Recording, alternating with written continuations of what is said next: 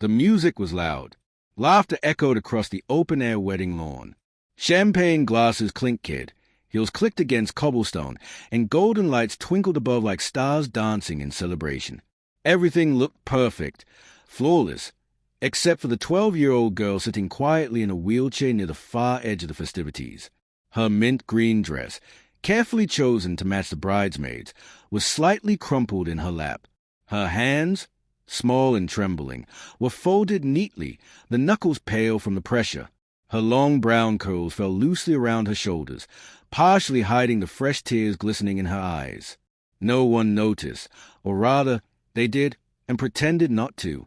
She had been wheeled out during the photo session earlier, parked at the side of the garden like a decorative element, then left alone as the party moved on. Everyone was too busy to care.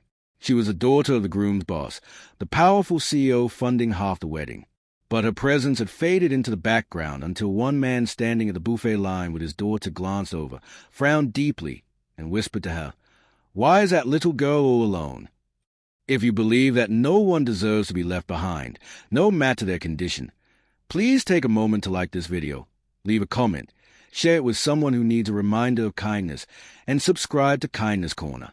These stories are meant to touch hearts, heal minds, and inspire change. And your support makes all the difference. The girl's name was Clara Maddox.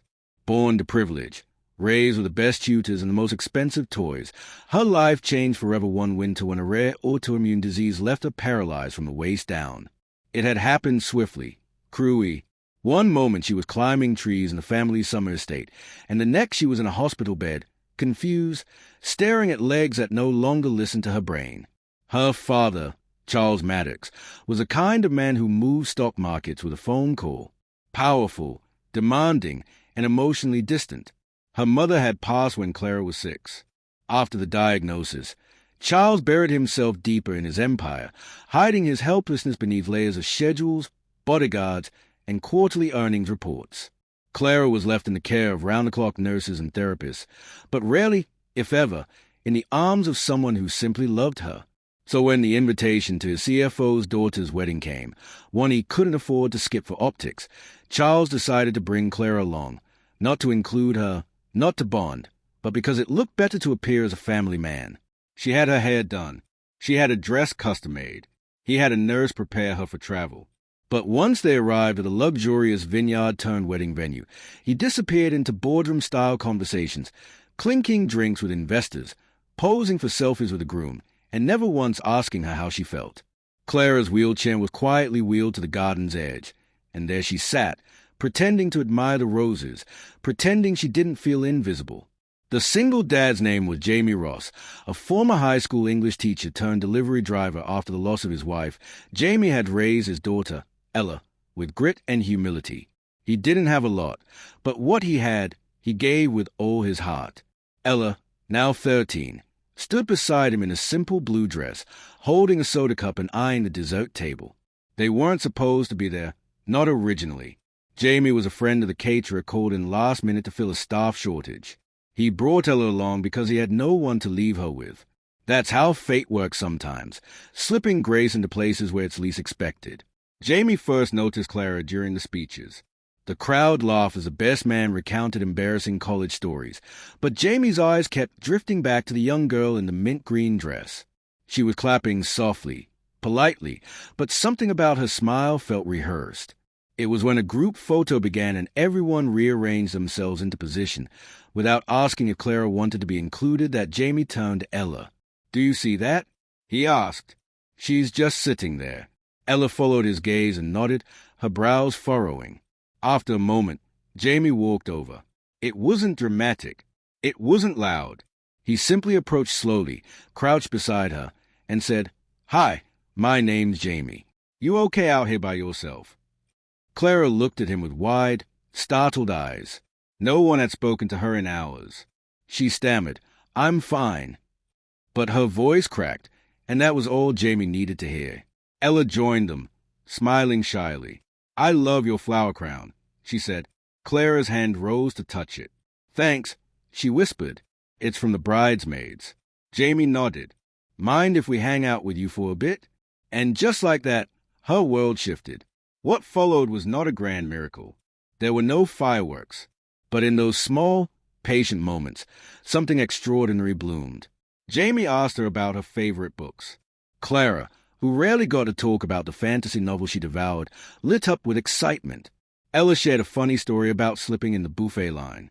And Clara laughed, a real unguarded laugh that drew stares from a few nearby guests. But Jaime didn't care. He adjusted her wheelchair slightly so she could better see the dance floor, brought her a plate of mini pastries, and asked if she'd ever tried teaching someone to waltz with just her arms. By the time Clara's father finally noticed, hours later, he found a small crowd had formed near his daughter. Some bridesmaids had joined in. The photographer was snapping shots of Clara laughing with Ella. Someone had found a tambourine, and Clara was tapping along as a DJ played a mellow tune. Charles stood there watching, stunned. His daughter, the same one he had thought too fragile, too tired, too complicated to be part of a celebration, was beaming, and it was all because a stranger cared enough to ask a simple question. Why is she alone? Jaime stood when Charles approached.